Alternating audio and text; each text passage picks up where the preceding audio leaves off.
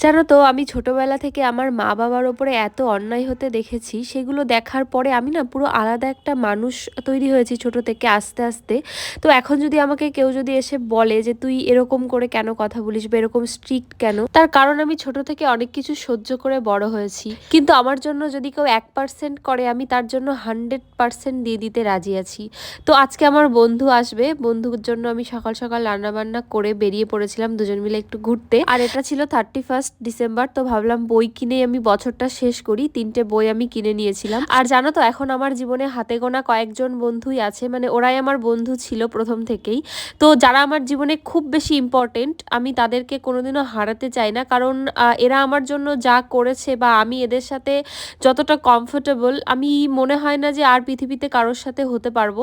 তো সেই সমস্ত বন্ধু, মানে আমার ওই 2-3টে বন্ধুর প্রতি আমি সারা জীবন গ্রেটফুল থাকবো, আমাকে এইভাবে আগলে সামলে রাখার জন্য।